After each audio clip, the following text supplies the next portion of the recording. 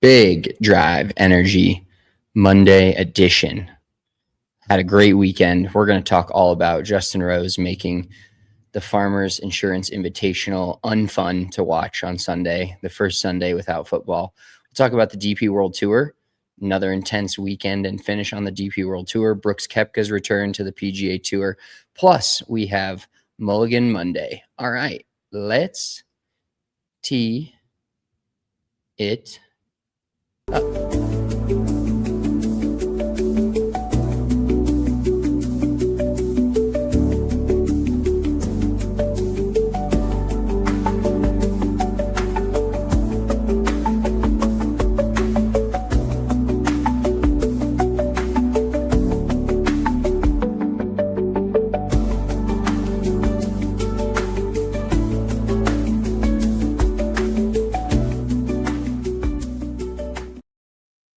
Big Drive Energy Monday edition. Torrey Pines, Justin Rose taking home the trophy of a surfboard at the Farmers Insurance Open. It's your host, Spencer and Mitch, brothers, the BD brothers. You can insinuate whatever you want that to stand for. Just extrapolate that one out yourself. Megs, how's your weekend, bro? How was we're having some great weather here in Colorado, and I made a tea time for Friday. Pretty amped about that. Dude, that is nuts. Like, I can't even begin to explain. That almost pisses me off. Like, it is just so unfortunate for the golf courses in Colorado. They're going to be dog shit this year. It's going to be so hard to get them back into shape. Everyone in May is going to be like, oh, this course looks like shit. Yeah, because people have been playing on it year round. Like, are they ever going to actually close for a whole month this year? It's absolutely insane. I also love that we start our pods talking about the weather. That's just the first thing. That's just shows you how middle-aged we are at this point. Like, how are you doing, dude? Oh yeah, the weather's nice. Like, that is the first place my head goes. It's just an easy conversation filler, but also super relates to this pod and the current, because I haven't considered playing golf in a while. And as I let you know this weekend, due to the pickle jar / ghee jar test, I feel like my hand is back ready to rock. I know you've been at the sim grinding like you're Michael Lovello or whatever, but I know you've been spending. Who is that? That's the dude that you bet about the Rockies with and fucking had a whole Twitter spat. I'm in a few Twitter spats right now, just getting absolutely buried by Thunder fans. So it's not been fun for me. I've had a few tweets go not mega viral, like for me, mega viral for what my normal X account and activity is on there. But yeah, it's not fun when your mentions are just filled up with people calling you names and sending you pictures of, just not fun for me right now. But yeah, speaking on the weather, it's been so nice here that I was like looking at the weather for the week, trying to figure out, because it really does affect my mood. Like today, it's mid-50s here, nice, but cloudy. And I can't get myself into waking up and getting into I did my normal routine, gym this morning, all that stuff. But I came home and I was like, I need to sleep on this couch right now at like 8:00. And my son's running around. I'm like, hey, dad's going to sleep for a minute. So here's your basketball. Yeah. This is what you're going to do. I almost get the opposite of seasonal depression. I get more sad when, especially in Denver. I don't know what it is about Denver, but whenever I'm somewhere that's super dry, that's not the desert, it like bums me out to an unimaginable level. Like when Denver is dry as shit, specifically before Christmas, when I was there during Christmas and it was just terribly, terribly drier than a popcorn fart, that bummed me the fuck out. Like I flat out did not have a good time because of the weather. But out here, it's been cold as shit, like legitimately single digits. The wind just hurts your face. I don't know why I signed up for this. Because then I think about the summer and I always think about walking out of our apartment building across the street to my car, which I have a great story about later. It's fucking terrible. But I don't really go outside in the apartment. We have a patio, but I don't go outside that often unless I'm grilling or whatever. And so my first hit is walking out that door, and our street is also somewhat of a tunnel. Like the wind just hits you immediately right in the face, like Mike Tyson. And it is so fucking cold. And then I think to the summertime, and I instantly start sweating. I can't even get to my car without sweating. And the car's 100 feet away on the other side of this building. Like the extremes of non-Colorado weather, like growing up in Colorado, you get spoiled by that. And then you come out to literally everywhere else in America, because there's really nowhere else that doesn't have humidity. Maybe besides like New Mexico, Arizona, a few of those. But for the most part, everyone deals with this. But it is just a smack in the face. So now I'm just running to the car. Went to the simulator yesterday. Going to the simulator today. And then, so this is actually pretty funny. I'm giving a lesson at 9:30 p.m. tonight. For like an hour and a half. So I've never that I think that'll be the latest lesson I've ever given. Yeah, that's outside of working hours, man. That's you're once 5 o'clock hits, usually if something hits my inbox, I'm pretty much out on that. Well, but that's the thing, as a teacher, you know, I've grown to become more flexible depending on how far it is and things like that, and how much money I'm making. That also comes into play. I am willing to bend for shit like that. But this dude is an accountant. It's actually one of my girlfriend's coworkers who's also a partner at their firm, and he's busy as shit. He's got, I mean, similar to you, he's got a 2-year-old and a newborn. And so there's no chance between work and the kids for him to do anything on normal business hours. You know, his 7 a.m. to 8 p.m. is cooked.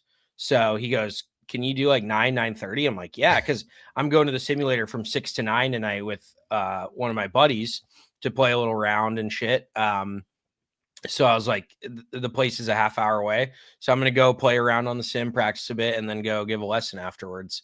And crazy enough, I've actually got 5 lessons this week at 4 different simulators.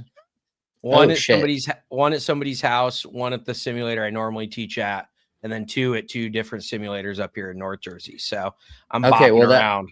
That's what I was going to ask you. Yeah, you're just mobile mechanic, but mobile golf lessons. You should get a fucking van and brand that shit, dude. Imagine that, like having I actually thought about that. If you could put a simulator in a van and just like show up to people's offices and be like, you want a lesson on your lunch break? But it just takes up too much time to the point where it feels like it wouldn't necessarily be worth your money unless you're charging them $250 an hour, which, you know, if they're coming to you, I feel like now I think we might be onto something here. I think we're going to have to chat offline about this. So all of our listeners don't take our idea, because can you imagine, like, if you'd have to get a borderline U-Haul semi truck, you know, and that's the problem. The truck would have to be big. Yeah. But if you could do that, dude, and just park at offices and give, you know, have like a 6-step up in there and give people a quick 30-minute lesson, and they paid, you know, there's a lot of people that would pay hundreds and hundreds of dollars for that.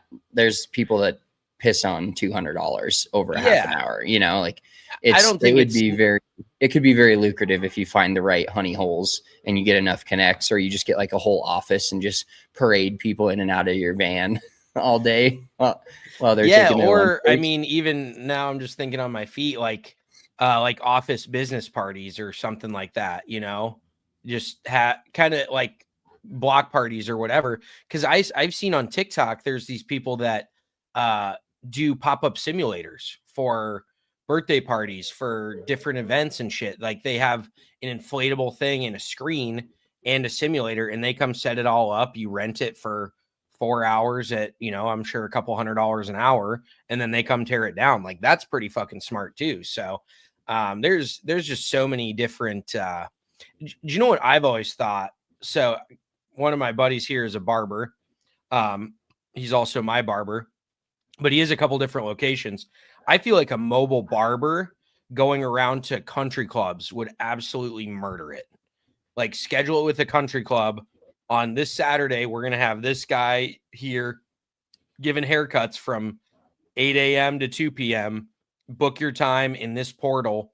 Like, you go to one country club once a month. Like, you could rotate amongst, 7, 8 country clubs in your area and just absolutely murder it. Would you not pay to show up? So many guys are there 2 hours early for your tee time anyway. And I was actually, this kind of got me thinking. I'm going to finish my thought, but then it also got me thinking. I feel like our generation shows up so much earlier for tee times than the previous generation. Am I wrong? Like, guys our age. I'm not a great test case for that, because I was I'm actually not talking telling about you. I'm talking about the general public, because you fucking show up 5 minutes late for your tee time every time. Like, you stress me the fuck out when you don't care enough about being late. Like, I maybe care a little too much, but you're so nonchalant about it. And I'm over here like apologizing to the pro shop staff, blah, blah, blah, for you, because you just had to stop and get your fucking drink at the Come and Go, and maybe a can of Zins that you can't buy anymore in Colorado. Hey, it's called a suicide tea from the Quick Trip. So if you're going to come at me, at least come correct. But I care about being late. I just think that my mind doesn't work in the exact amount of minutes that I think it should take. Like, if something takes me 18 minutes, I round down to 15 and think it takes 15. And then that's me being 2 to 3 minutes late for things. Yeah, and plus, and that's like why a lot of your wife absolutely cannot stand when you do that shit, because every time she tells me behind your back that when we're golfing, she goes, "Yeah, Spencer said he's going to be home at 5:30," and I knew 100% that he wasn't going to be home until 6:30 or 7. Like, you just always bake that in. So now, honestly, you've kind of done it right. Where reverse psychology, your wife expects you to be later than you say. So if you actually say on time, you give yourself a little bit of a buffer. But back to the haircut thing, I think that is genius. Like, any mobile service that, like, do you still get your dogs groomed by a mobile service? Not anymore. Generally speaking, we found a place that we drive them to, because I was sick of paying how much it costs to mobily groom my dog. But pretty clutch service all in all.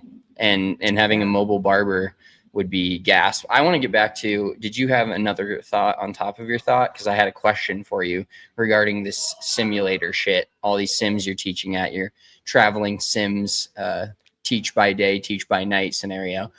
Is it weird at all? Do they have pros there that do you have to, or is that just me? Whenever I teach somewhere, I always feel like I'm fucking looking over my shoulder and being weird, like, do you contact them? Do you reach out? Does it matter? I know the one place, what's the place called that you teach at, have a job there?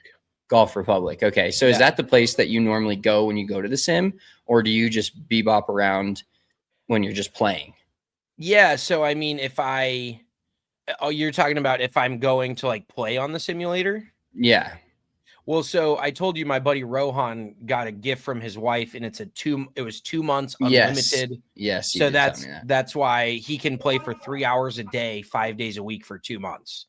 So he is legit addicted to the point where he'll send me a text at 11:30 p.m. at the simulator with like numbers on the TrackMan.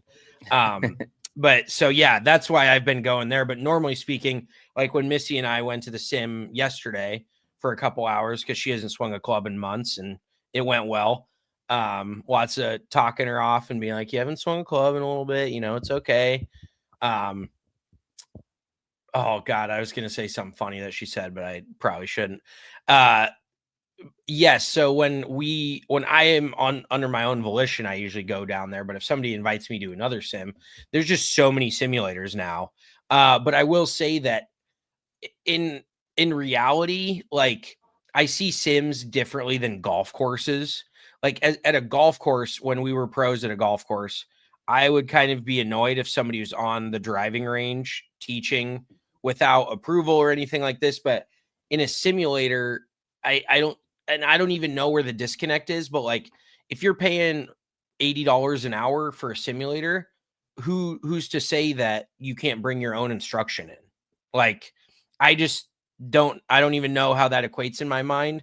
But if you're paying for the service, then, and of course these guys generally do have pros, but I don't think there's enough demand where there's like a pro on like on location at all times. You know, they obviously have somebody to provide instruction that does scheduling and all that, but there's not somebody there available for lessons at all times. So it's like, and I'm obviously not sitting out front being like, hey, do you want a lesson? Like, these are clients that I've had that are bringing me to these different places. So it's, and even one of these brothers that I've been teaching at their house indoors, they want me, they're members at North Jersey Country Club, which I played last summer. It's pure shit.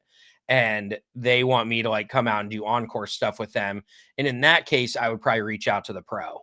Like, yeah. I wouldn't feel good about going out and teaching on another golf course, you know, kind of undermining the pros. And if I reach out and they don't respond, then that's on them. You know what I mean? But at least I can throw it out there. Hey, you know, do you have any problem with this? So, but yeah, overall, I've kind of deciphered it in my mind like that. And maybe I'm just justifying my own actions. That's very possible as well. But yeah, because in reality, like if I walk into Golf Republic, we have 2 instructors there. If I walk in and there's somebody else giving a lesson, I'm not gonna be like, what are you doing here? You know what I mean? It's different strokes for different folks. If you like your instructor and you want to go here, the business is not gonna be like, no, you can't use our simulator unless you use our instructor. So that's just kind of how I justify it in my mind. Yeah, I think maybe because there's not the typical golf pro, like there's instructors at simulators, but there's not the typical golf pro where they also teach lessons, but that's like a lot of their income and they run that golf course and manage the whole facility. That maybe it's just a little bit of a step of like, all right, it doesn't matter if anybody's going to teach here. I generally feel I'm glad I don't give lessons anymore. I'll be completely honest. It's just not my thing, but I did have a lot of like looking over your shoulder. Like whenever I'm out with my son, obviously he's 2, so I'm not giving him like a real lesson. I don't feel bad about that or like feel weird that I'm not getting him in camps or like I can teach him, but anybody else that asks me for stuff, I'm like, we can go to family sports and that's it. Because even they have instructors, but it's family sports is like, even though it is a golf course, it feels very much like a simulator type of place where you're paying for the spot and whatever you do in that spot in the 2 hours or 3 hours that you have it is up to you. Besides like pulling your pants down and taking a deuce right on the fucking mat. I mean, there's guidelines. Speaking of guidelines, it looks like you missed your guidelines with the razor because I haven't seen your face this bald in years.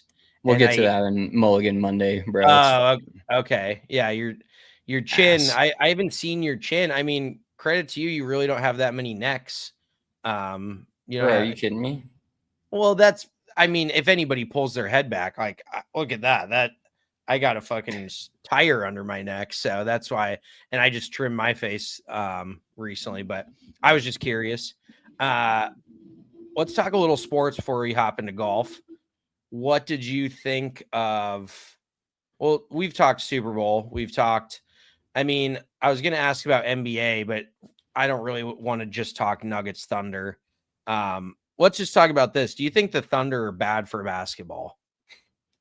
I don't know. I think it's kind of absurd how they've got this train rolling and part of it makes me not feel as bad because every guy they draft is a gem. It feels like granted they have a million first round picks, unlike a lot of other teams in the NBA, but them getting Paul George and then trading him for Shea, who turns into an MVP, and also getting 74 first round picks and just hitting on every single one of them, it seems, is like a cheat code. I don't think it's bad for basketball necessarily, but to me, super teams are bad for basketball. And they're the opposite of that. Like they're turning into their own super team, but it's not like they're going out and signing the Kevin Durant when he was healthy this offseason or trying to go get Giannis. So they may, but they'd be stupid too, I would think. But to me, they've done it in such a good way that it's frustrating to be in the division with them, be a Nuggets fan and watch how good they are. And even though we almost still took them to 7 games last year, which I'm still proud of at this point with the injured roster we have. And I think a fully healthy Nuggets Thunder Western Conference Finals this year will feed NBA families for years. Like it's incredible basketball between two teams that are very good. But no, I don't think they're bad for basketball because they've built their GM, Sam Presti, should win GM of the year fucking every year over and over. So I agree with you there. I'm talking more of their brand of basketball because I simply, and I don't know if it's a you hate us because you ain't us type of thing, but I just do not enjoy watching them play. I guess they snap it around. They're good on offense, passing it. They're super unselfish, and I will say that it felt like Shea flopped a little less last night. But I just don't enjoy their brand of basketball. And now that I'm saying it, I'm almost walking it back slightly in my head, as long as they're not playing the Nuggets, because they are just very good. But Isaiah Hartenstein's a bum. I mean, I hope that the fact that they paid him $35 million a year comes back to bite them royally in the ass somehow, which I don't think it probably will because Sam Presti is a genius. But you're basically paying $35 million a year for a defender and a guy that can maybe shoot a 6-foot floater in the lane. Yeah. So not a whole lot of diversity on offense. And then just the way that they're allowed to defend, like I know it as a Nuggets fan, but it feels very two-sided, and it is a tale as old as time, similar to like a cornerback in football. If you hold every time, they're not going to call it every time, unless you're Riley Moss. If you're a white cornerback, maybe they will call it. But if you're just a regular-ass cornerback, you hold every time, you're not going to get called every time. They flat out can't do it. So if you come down the floor and Isaiah Hartenstein has got Jokic in a rear naked chokehold, but he does it every time down the floor, are they going to call it every time down the floor? No, they're not. And that's almost where the frustration with the Nuggets comes in, like the lack of physicality. And as much as I absolutely love this, like I genuinely look forward to watching the Avs, the Nuggets, now the Broncos, and another team that probably won't be named right now. But I genuinely look forward to watching all these teams, but you always have gripes, it's the beauty's in the eye of the beholder type shit. And we've been a little spoiled with watching good basketball lately. But we've never been a super physical, like the Pistons last week. We got fucking beat the shit out of by them. They imposed their will physically, and we don't really have guys that play that brand of basketball other than, I will say, probably Aaron Gordon, who's on the bench, hurt again with a hand. Here's another question. Can you like replace a hamstring? Can you just fucking pull that puppy out of there and throw a bionic one in there? Cause that feels like it is hamstrung our entire roster this entire season. Yeah, it really has. Those injuries where he comes back and then goes back out 4 to 6 weeks. And it's just one of those things that you feel like can never get better. He can just manage it. And maybe, like him playing in Game 7 of the playoffs last year was a huge shock to everyone. And he wasn't great, but he was out there, so it at least helped a little bit.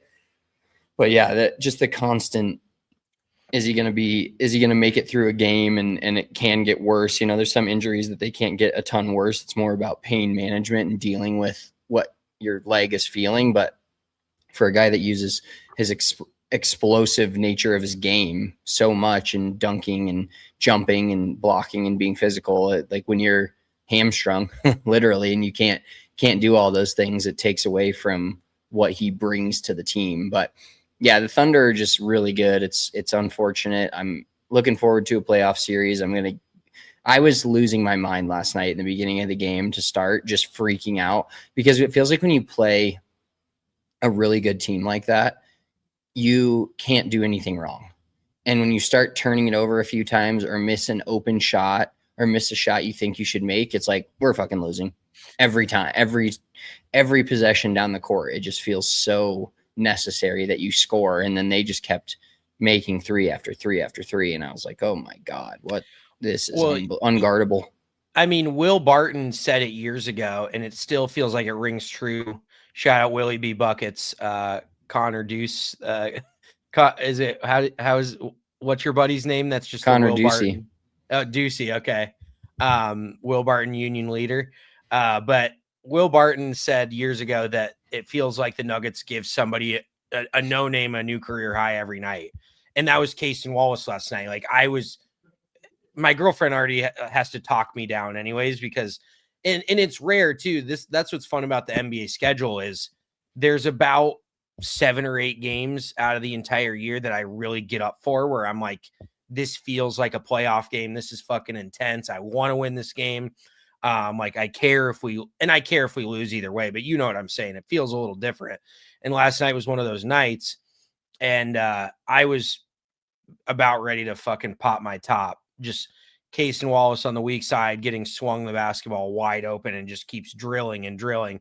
And I'm like, statistically, this can't keep happening. Like, I that's what I always go back to. I feel like that is one of the best bets in, like, I'm not a sharp by any means. We'll get into that because I finally hit a bet for fucking both of us on our golf card.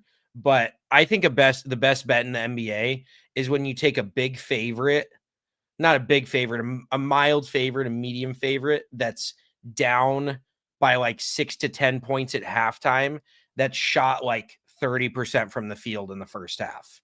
Because statistically speaking, that number is going to find its average. They're going to, and especially if they're getting points, like if you can bet them plus 4.5 or some shit at halftime, like I feel like that is one of my favorite bets that I never take just because I don't think about it. But hindsight's always 2020, where I notice when the Nuggets or another good team has a bad shooting half, I'm like, they're gonna statistically they have to shoot better in the second half. Like, as long as they get up enough shots, they're going to improve. So that's just how my dumb brain works. And I never take it. So I can't really give you any statistical backup for that, but I feel like that would be a good option.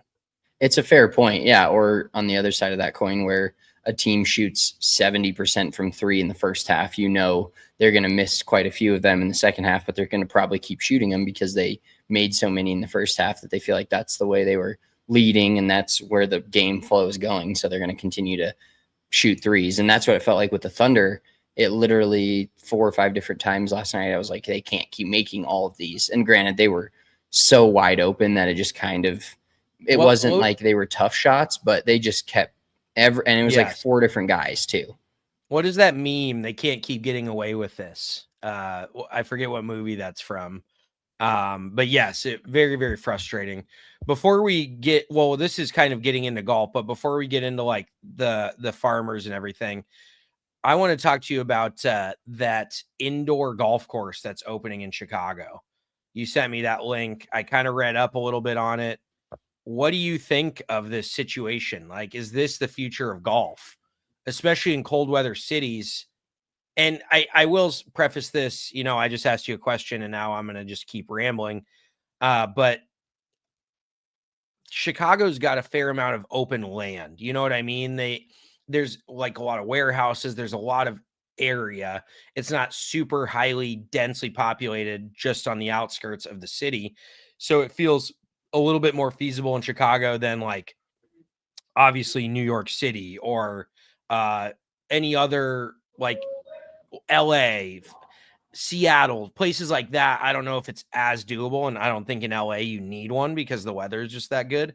But do you think that this is going to survive? Like, what do you make of this? Yeah, I think this is going to turn into an instant tee times booked every single day throughout October to March, April. And then you never know, during the summer, maybe it chills out a little bit, but I'm very curious to see. Obviously it has to be turf, right? It's going to be all turf inside. So all turf, no grounds crew, perfect conditions. I saw some of the renderings and the pictures looked like they're going to make it almost desert feel or have some water and some cactuses. Like, it's going to be insane to open. And I think it's something that has real staying power. Now, if you're paying $50 million, you obviously have to have a lot of staying power and revenue for years and years to come. But I also don't think it's going to turn into a simulator situation where there's so many of them that they just keep popping. There's one around every single corner because there's as many people as open simulators, which is kind of shocking. Just so many people in the world have so much more money than you think they do, or you like appears on the surface. Everybody in your inner circle, you're like, you couldn't do that. You couldn't do that. And then there's a few people that you meet. You're like, oh yeah, you could throw fucking 500K out the window and not even really care. Whereas if that hit me, I'd probably fucking end it. Yeah, I'd probably just disperse myself into ashes. But like I think it's the future, but it's not going to be the future enough to where, or like Tesla cars, for instance, right? Obviously, cars are made to be mass produced and mass sold. But I think this is so out there, it's almost like landing on the moon, if you will, that, which we're supposed to actually do in the next year or so, or 6 months for the first time ever. But shut the fuck up. But I honestly think it'll be insanely packed. I think people in Chicago is such a great spot to do it in because just extremely dense population, terrible weather, and people that want to go actually. Because if I was close to me, I would take that 100 out of 100 times than a simulator, just hitting real golf shots. Now we're gonna have to. It can't be like made like Firefest and really shitty, and you have all these great ideas and renderings, and then you get there and you're like, I could have fucking built this in my backyard with a tarp over it and kept it cool and dry and warm. But I think this is the future of just you have to have the land, and you can't like build this in New York City or anything like that. But Chicago is kind of the perfect test case for this. And I think they're going to be nuts to butts on tee times for the foreseeable future. Yeah, I would agree, just simply because there's only one of them. And I don't think they're going to be able to produce a whole lot more of them. But I just want to go back real quick. What was the Tesla cars comparison? I don't think you ever rounded the circle on that.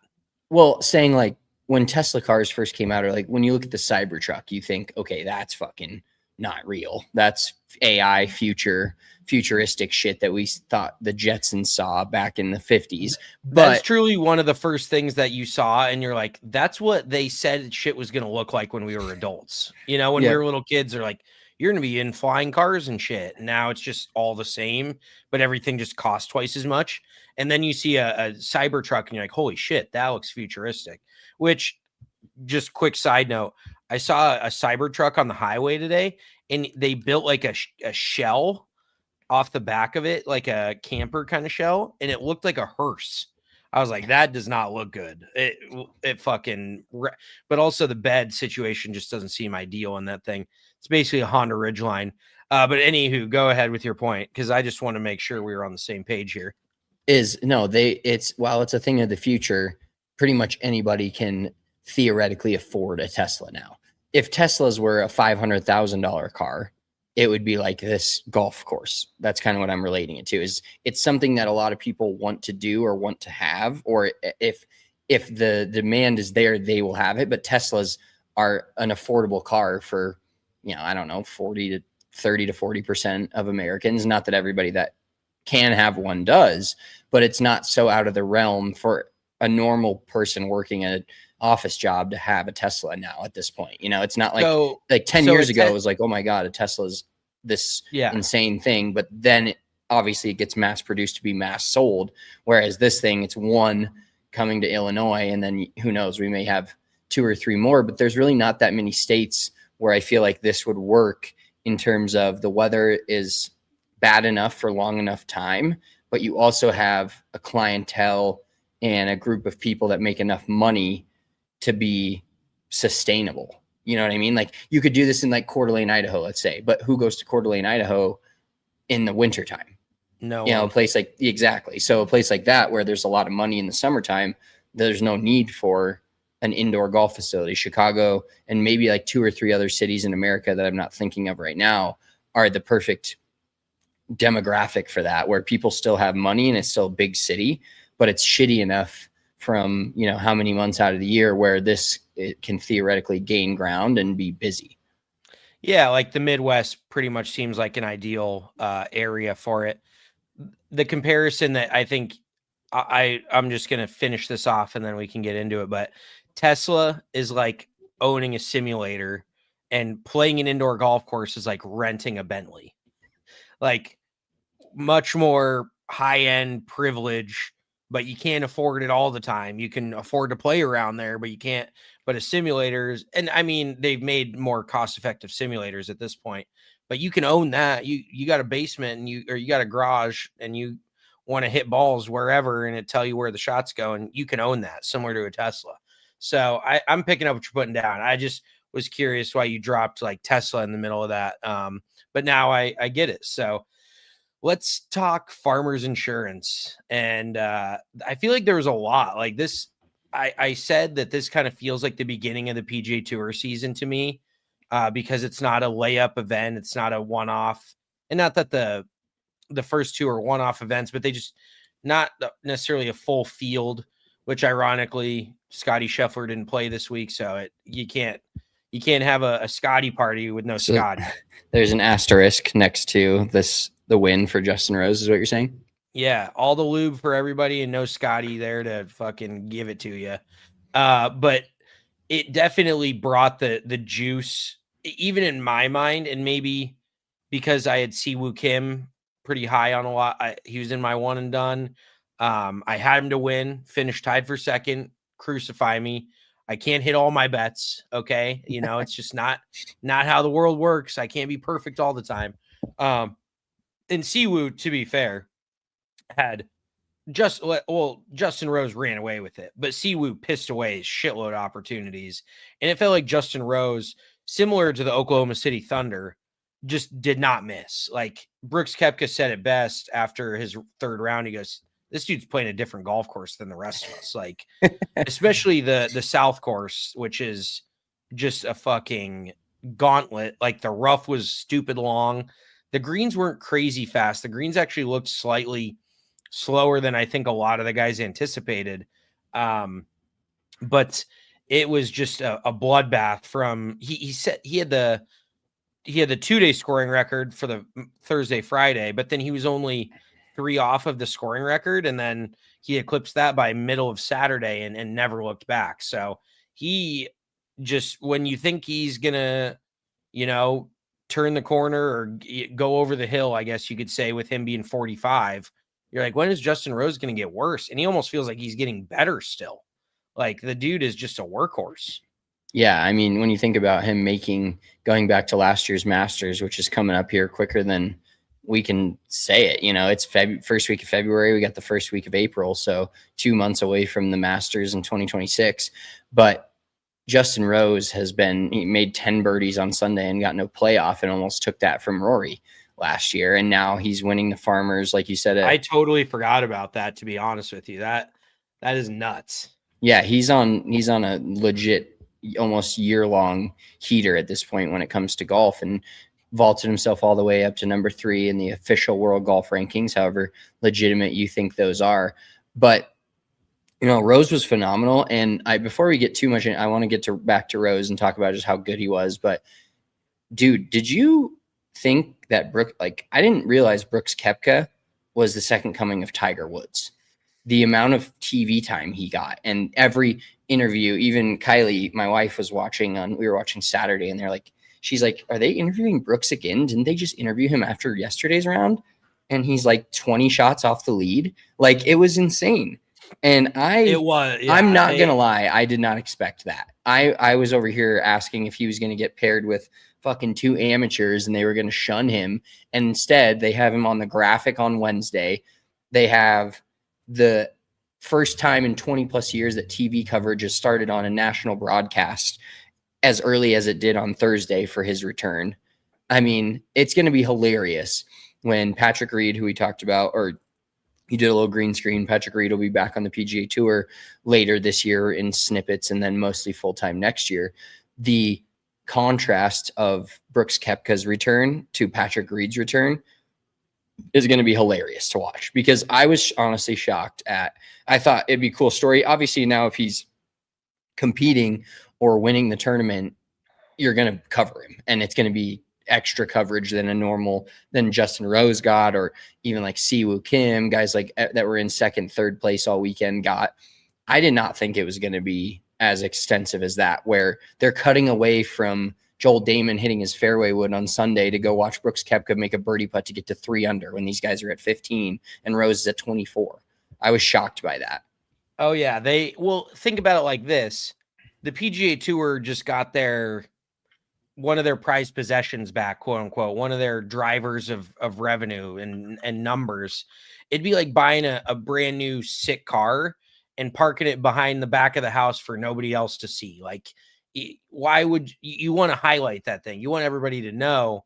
The PGA Tour wanted everybody to know that Brooks Koepka is back, and they made it pretty evident. Like and it was funny. Did you see the receipts that people were pulling from Billy Horschel? Because they posted a picture of Billy and Brooks dapping it up on the range. And Billy a couple years ago was like, I don't think I could ever welcome these guys back after the decision they've made, blah, blah, blah. And then it was just a picture of Billy and Brooks hugging it out on the driving range. So it's like, really, dude, you're full of shit. But yeah, they extensively covered him almost to it felt very Tiger-esque, like you said, where you love Tiger as much as the next guy. We like Brooks as much as the next guy, but when you're out of contention, I don't need to see every single shot the guy's hitting.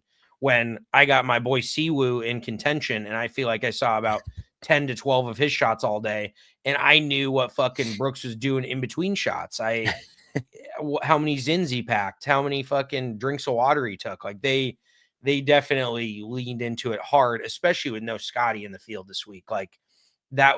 He was kind of their marquee guy, I guess you could say, in the field, on top of the fact that we had like 6 pretty big names miss the cut this week.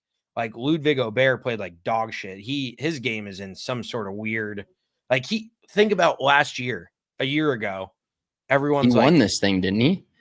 No, that was 2 years ago. Oh, okay. Harris English won it last year. But even like these last like year or two, everyone's like, oh, Ludwig's next guy up. He's so young. Similar to Tom Kim. Tom Kim 2-3 years ago. Oh, he's the next guy up. He's the next star. He's this, he's that.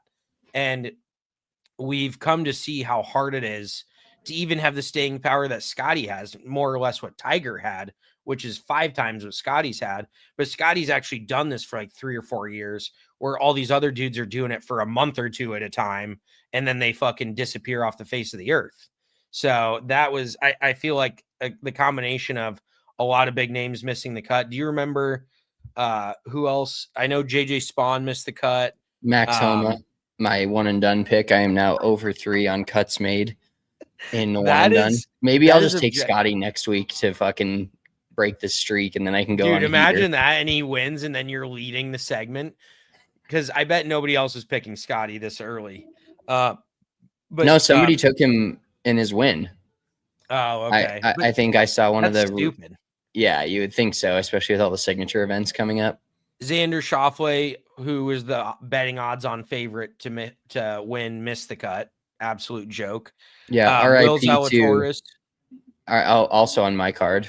RIP to, we'll just throw up the card here just to give everybody a reminder of what that looked like. Obviously not good for me. I'm going to be -9 units. You're going to be up on the year. You're going to be basically dead even, I think up a unit when we come out with our picks for this waste management this weekend. So shout out to you. But yeah, I'm 0 for 3 on guys making cuts. Wyndham Clark had a decent Thursday, completely fell apart on the weekend. I saw a few of his golf shots on Sunday, and he was so far out of it that it didn't even matter. But shout out to you, Andrew Novak, and then Siwoo Kim, very close to a win, even though close only counts in horseshoes and hand grenades. Shout out to you for great top 10 pick. But yeah, I was surprised with the Brooks Koepka coverage from Farmers.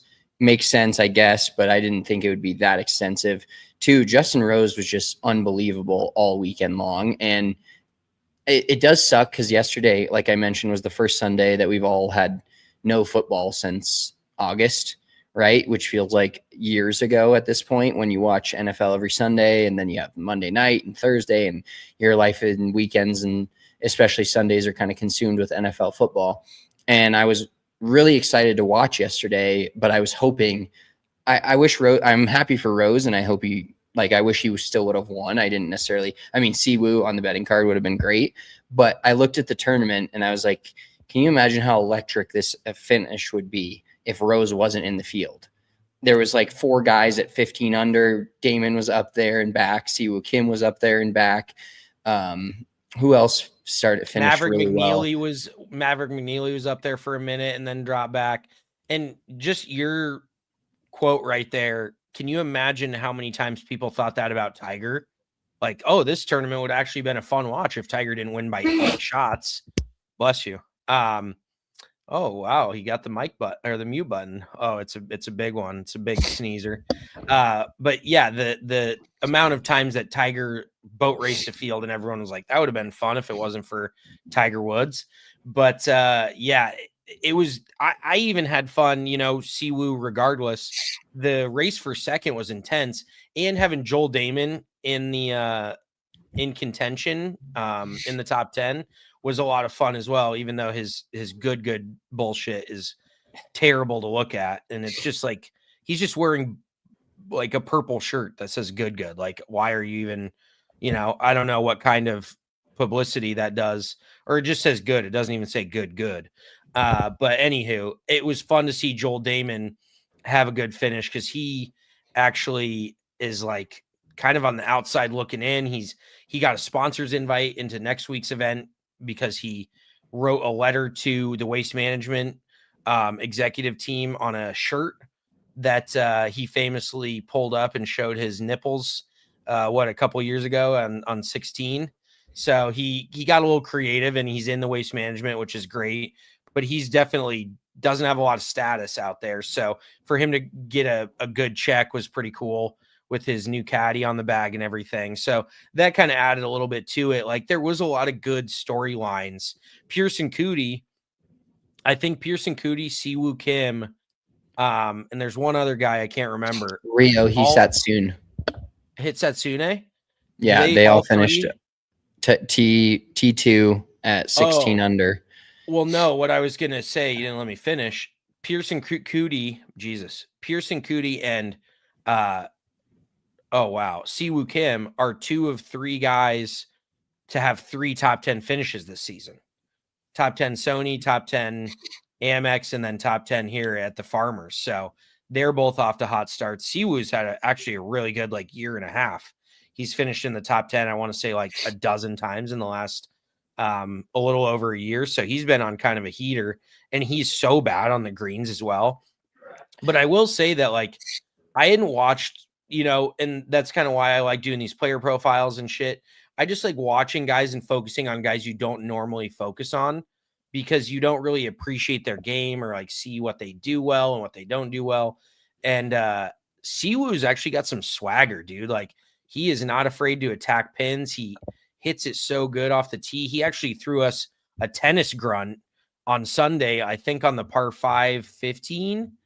The tough par 5 on the back 9 before, obviously not 18. But he hit one off the tee and was fucking legit yelled to try to get a little extra ball speed. And then ended up making, I think he made bogey, and he made bogey on 17 yesterday, which he should have finished solo second, which would have been very helpful. But whatever. But his game in general is really good. He's just bad on the putting green. At one point, and this is how little attention I paid to Siwoo Kim, he's in years past, he's putted with a broomstick. I just expected to see him with a broomstick. He is not putting with a broomstick anymore. He's just got a conventional, Odyssey, I want to say. But it was a lot of fun to just focus on him and watch his game a little more, because he is a pretty electric guy, and his gear is sick. He's always got these sick Nike golf shoes, and I forget what company. I think he wears not good. I'm sorry, Bad Birdie. Is he Bad Birdie? Siwoo Kim? I don't think so. No, who am I thinking of that wears Bad Birdie? But anywho, he actually looks pretty good out there on the golf course as well. He doesn't dress like a fucking blind man. So he is Bad Birdie. Okay, that's what it is. Yeah, his fits are pretty casual, some tan pants, a cool shirt, and then some sick Nike Dunks that are apparently golf shoes. But I enjoyed watching Siwoo. Oh, now he's the Primo Golf Apparel team as of 4 days ago. Okay. Huh. Yeah, so he was Bad Birdie from 2024 through 24 and 25, and now is Primo Golf Apparel. There's so many apparel brands out there. It's just unbelievable. I also wanted to shout out our boy, well, obviously Andrew Novak, my guy, plus 900, top 10. But Sahith Theegala Sahith had a great week, top 10. It's good to see him back in contention. His short game is absurd. He's going to be all over my card this week in Waste Management. I can already tell you that. That is one place I actually was like kind of daydreaming this morning. I was thinking about my one and done pick already for the Waste Management, and I'm like, who could I imagine winning here that we've watched firsthand at the Waste Management be in contention? And I was like, Sahith just feels like he could do it. I just don't know if his form is good enough to. I definitely could see him top 10ing and being in contention. I just don't know if he can go beat this field. Like, this field is a stacked one, to say the least, and it's just stupid electric. I just don't know if his ball striking is going to be up to the task this upcoming week. But we'll save that for Wednesday. All I'm looking for is a made cut at this point. So I actually think that you should try to pick guys to miss the cut like that. If you make, how about this? If you make it out $0, I'll split any winnings that I potentially make in half with you. Like, that would be fucking impressive. I'm going to start just taking your player profile guys and then like guys that are just in on the last moment.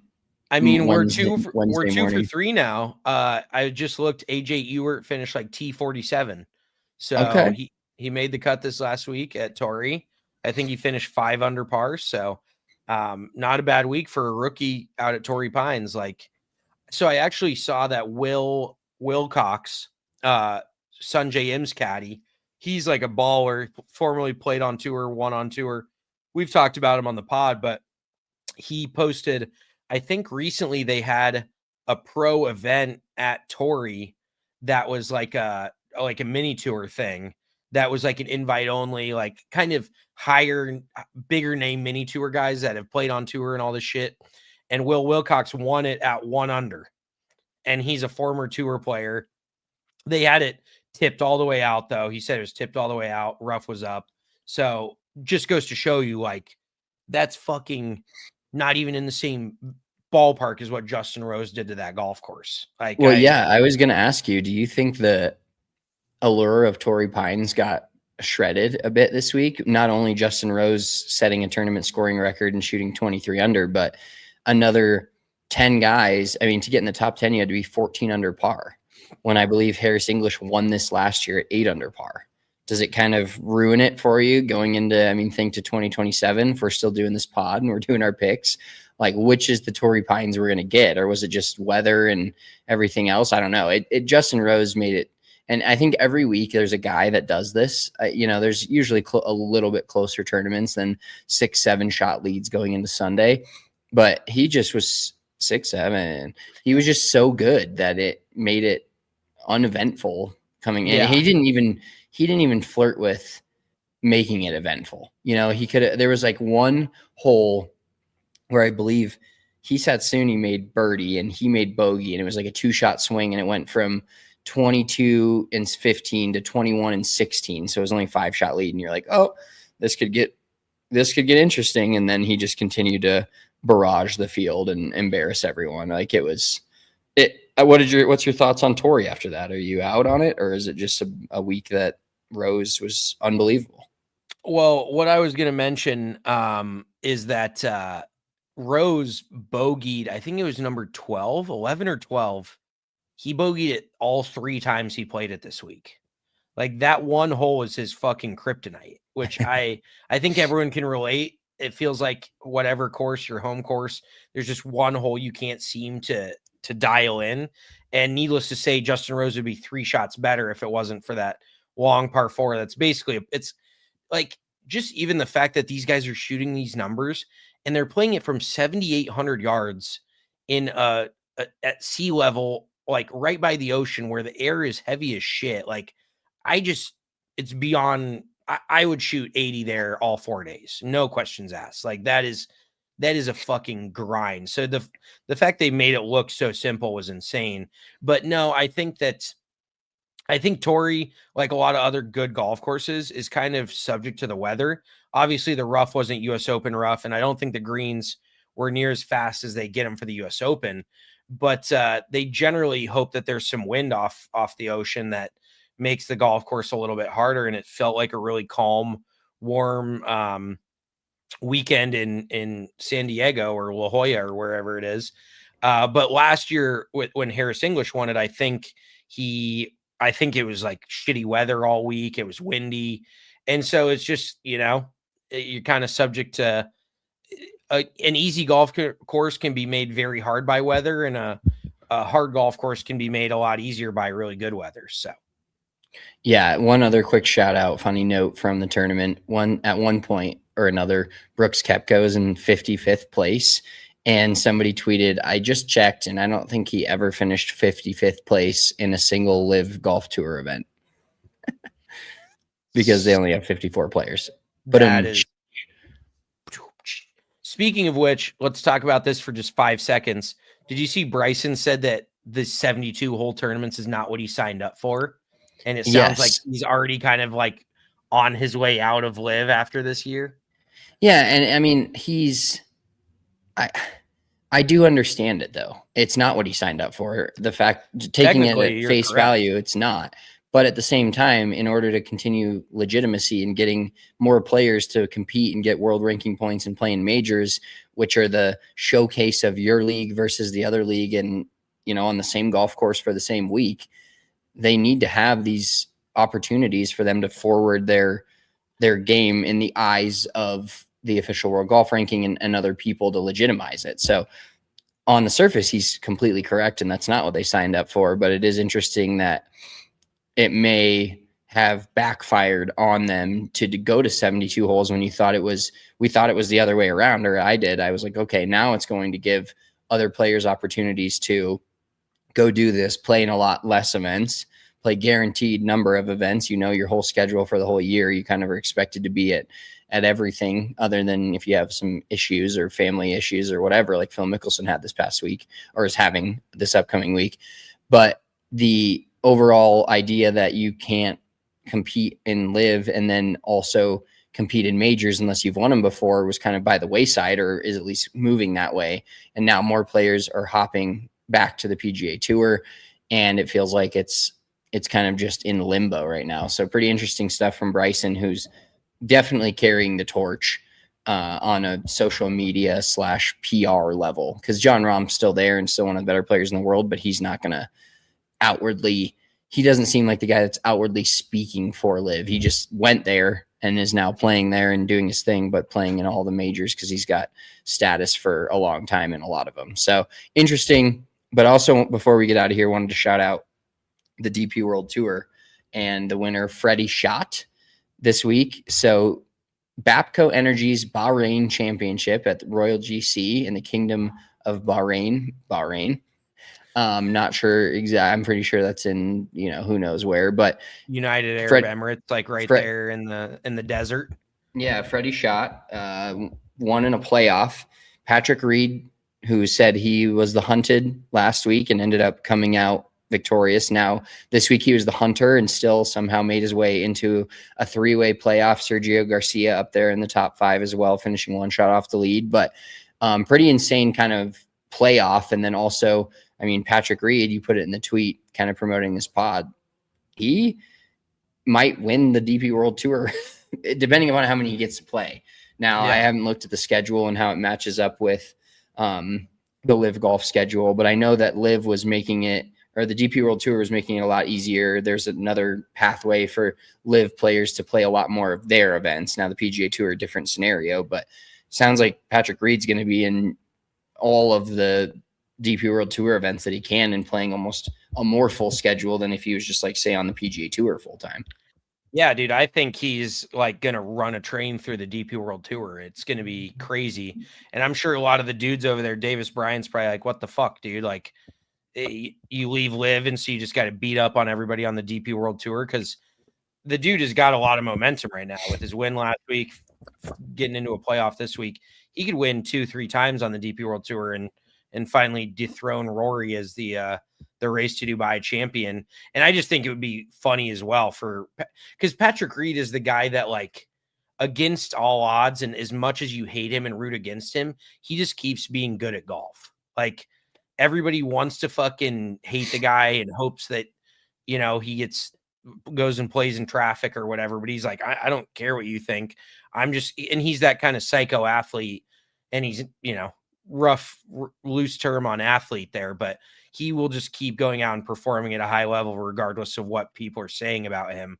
So yeah, that would be, I think that on the other side of things, he brings some juice to the DP World Tour this season. Like, I will absolutely tune in, which I do, anyways, when they're playing, as long as the schedule makes sense, which in the Middle East, it's like when they play over in the Middle East, I think they are teeing off in the middle of the night here. So it really doesn't make much sense to try to watch those, but like the bigger DP World Tour events, if Patrick Reed's playing in them, I will absolutely tune in, which I probably would anyway.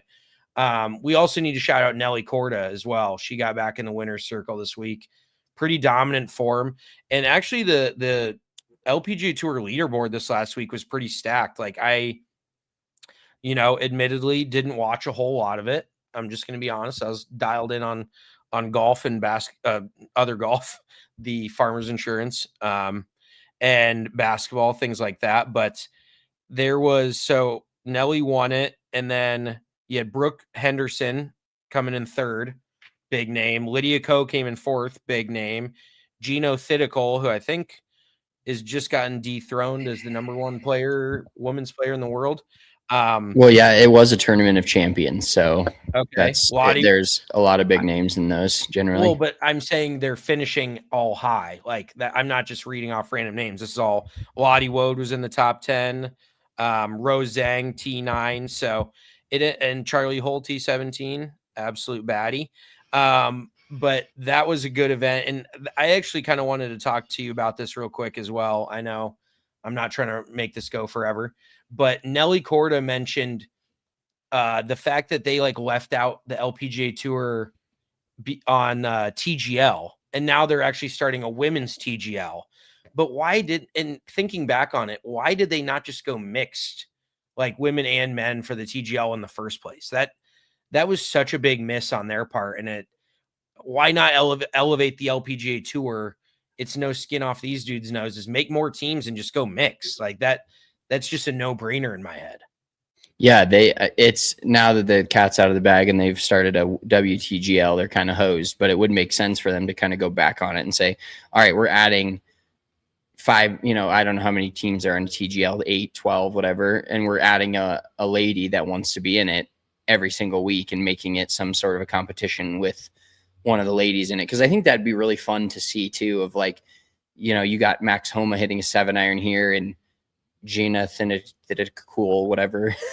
Let's just go with Nelly Korda is hitting like a hybrid or a 5-iron and she hits it inside of him. It's fun to have that competition between women and men and seeing how good the ladies are compared to the men, even playing the same golf courses. Now they're not going to go shoot the same scores from 7,800 yards, but the relative skill and all the things they do would still be there. And I think that would have been a great way to integrate the two, and they missed on that. Also, what you didn't miss on is you said Nelly Korda is going to return to dominance in your predictions. So that is your predictions are kind of cooking.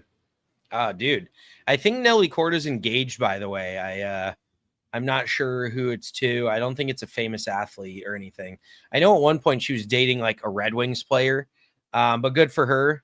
There is something to be said, especially in golf, like similar to Sergio Garcia. It's kind of a long known thing that when he was happy in his personal life, he played his best golf. When he wasn't happy in his personal life, kind of went to shit. So I think there's definitely, you just have a lot of time to think on the golf course about non-golf things. And if shit's going bad in your life off the golf course, it's always going to creep in, unfortunately. So maybe that's part of the reason why she's going to get back to being her dominant self. So yeah, that was a good win for Nelly. I love that. All right. I don't know if we've got anything else, or we just, obviously we got Mulligan Monday. We got to wrap it up with a little Mulligan Monday. I'm going to see if this sound works. Let's try this. Wah, wah, wah. I love that. So do you want to lead us off, or you want me to lead us off? Yeah, I'm just going to do this. For those of you not watching the YouTube, I shaved my beard. It's fucking terrible. I didn't think it was going to go as low as it did. and then it did, and I can see my chin now, and I can see my neck. And I think the other concerning part of this is I feel like I've got a pretty decent beard when I am growing it out. I can tell by the look on your face that you don't agree, so that's cool. But I feel like I have a pretty decent, you do have a decent thicker beard. Like, it's a little Abraham Lincoln-y, I know that, but it is a good beard. And nobody that I work with or see all the time, other than my wife, have said anything about it. Nobody's said like, whoa, you shaved your beard, which makes me think that it's not that good of a beard if this is what it looks like and nobody says anything. So it's a double Mulligan Monday. I'm like, oh, it's really just bringing me down. Look how I look every time I look at myself in the mirror. I'm not thrilled with it. And also nobody notices that it's different, or nobody said anything. So it must not be that good in the first place. Yeah, I mean, I think people have bigger fish to fry than worrying about if you shave your face or not. But let me ask you this. Did you have any cocktails before you tried to trim your beard? Because I've done that a few times, and I'm like, oh, I got like one long hair. I'm going to trim this. And then before you know it, I have no facial hair left. And I'm like, what a fucking mistake. So were you sober? No, I was sober. I thought the 6 on my razor would be long, like this long at least, like cut what my beard was about in half. And 6 is very long. Yeah, and this is what a 6 was on my. I don't know if I was making wrong. A joke. I use it. This is a 7, so I feel you. Yeah, usually 7 to 10, somewhere in that ballpark is what I use. But yeah, that I feel you. Guess what? It grows back. Luckily, yeah, because I did that with my mustache a few weeks ago, and it's finally getting back to a place where I enjoy it. But before that, it just looked like dog shit. So my Mulligan Monday, and I actually have photo evidence of this because it's pretty fucking funny. So the parking lot that I parked my car in across the street from our building has basically like one tree. It's like one tree hill that overhangs, and it is the best parking spot. It is the closest parking spot to, and by the way, there's like 250 spots in this lot. It's fucking huge. It's basically a lot for like a bunch of different buildings all in one. So I pulled in the other day after this cold ass day. It was freezing as shit, but the sun was out. So I was like, and the very first spot was open. I'm like, let's fucking go. And it's under this tree, and it's like got berries on it. It's like I don't even know what kind of tree it is, but I'm like, it's frozen. I'm not going to get any, I'm not going to have any problems. Cause in the summer, people sometimes avoid parking under that tree. And so I park under there, and then I proceed to come back out in a couple hours, and the tree has thawed out, and all the berries are falling off the tree onto my car and melting and fucking leaving red blotches. And then there's I'm not shitting you, 80 birds in this tree shitting all over my car, eating all of these berries and just peppering my car. So this is what the hood of my car, and like, it legitimately looks like splatter paint because some of these birds had diarrhea on my shit. Look at that. Oh my God. It looks like you ran through drove your car through a paintball war. Yes, that is 100%. And it's like, and I can't wash my car right now because it's fucking 10 degrees out. So I just got to drive around looking like I got fucking attacked by. You're rolling up to give a golf lesson to some multimillionaires in their basement, and you had fucking bird shit all over the front of your Elantra. I didn't even think about that. I should fucking clean that off before. Maybe you borrow Missy's car. Yeah, that's actually, I might have to do that because that is a tough scene. Luckily, it's dark out when I pull up, but these birds got stomach problems because the different colored shits. There's like a yellow, like looks like yellow Gatorade, just peppered all over my car, and it's just and now the tree totally fine. It's frozen. There's no berries left, but it was like the perfect storm. I picked the 3 hours that I couldn't park underneath that tree. So, I would like to have that one back because I am not going to be able to clean my car. I was just out there earlier, and I grabbed a handful of snow and tried to start fucking wiping it off with snow, and my hands are cold. It's just a whole Fire Fest scenario. So I wish I had that. And that it's just like, walk another 30 feet, bro. Like, yeah, why is it that, you know, you have a nice thing happen to you and then it just gets ruined? Like, that was just fucking bummed me out. Like, that car is not the nicest car in the world to begin with, and now I look like trailer trash. Yeah, the fact that you can't wash it immediately also makes it 10 times worse. You can't just run it through the car wash, try to fix it, because that's going to be frozen on there. That might take you a couple washes. You might have to just circle, just keep doing loops like a NASCAR driver through the car. I told Missy I just might get the car repainted. Like, I might just strip it down and have them fucking do a fresh coat, because I don't know if some of these shits are ever coming off. They're radioactive. Oh my God, it's amazing. Well, on that note, that wraps it up for us on this Monday edition of Big Drive Energy. We appreciate you all tuning in. As always, we'll be back this Wednesday. Potential interview on Wednesday. If not, definitely be previewing the waste management no matter what. Enjoy your Wednesday. Follow us on all the socials at Big Drive Energy, Big Drive Energy Golf on Instagram. We appreciate you tuning in. We'll talk to you Wednesday, 3 p.m. Eastern Time. Peace.